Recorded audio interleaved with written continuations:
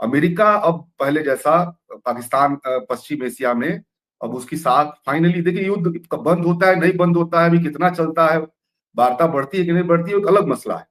लेकिन कुछ चीजें दुनिया थोड़ी रीडिजाइन हो गई है। इसको आप कह सकते हैं कि जैसे मान लीजिए अमेरिका अब उसकी पश्चिम में साख लगभग खत्म हो गई है, और वो यूरोप के मामले में भी अकेला पड़ गया है। एशिया में भी चाइना का महत्व बढ़ेगा, यहाँ भी अगर मान लीजिए तो उसका एक सेंटर हो गया। ईरान के साथ ये है कि वो एक पश्चिम एशिया में एक पावरफुल एक देश बन के उभर गया है। मतलब पश्चिम एशिया का अब सेंटर इजराइल नहीं रह जाएगा, अब वो सेंटर जो है ईरान बन गया है।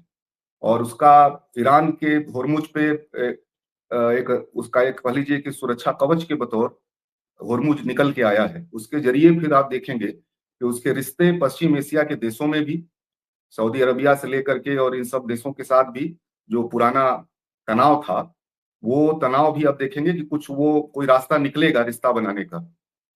यूरोप के साथ भी अब एक ईरान का रिश्ता बेहतर होगा, और एशिया के साथ भी उसका रिश्ता बेहतर होगा। चाइना, रसिया और ईरान जो है, एक कह लीजिए कि पश्चिम एशिया के नए पावर सेंटर जो है, कह लीजिए वो पूरा पश्चिम एशिया एक तरह से रिडिजाइन हो गई। इजराइल का जो ताकतवर होने का भ्रम था, वो भ्रम टूट गया ना।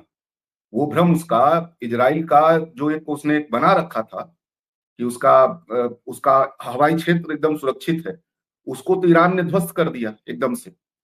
ईरान के अंदर भी आप देखेंगे कि ईरान इस कई मामले में वो हो गया है।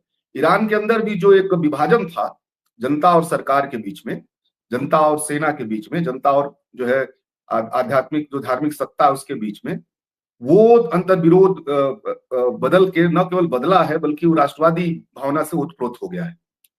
पूरे पश्चिम एशिया में भी जो देश अमेरिका के साथ रहे हैं, वो भी अब अपना एक स्वतंत्र विकास के बारे में सोचने लगे। अमेरिका के बिना अमेरिकी सैनिक अड्डों को अब वो देश अपने लिए खतरा के ही बतौर देख रहे हैं।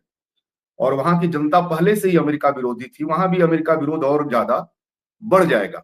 वो अपने अभी उन्होंने एक बैठक की थी कि अपना हमको ये करना,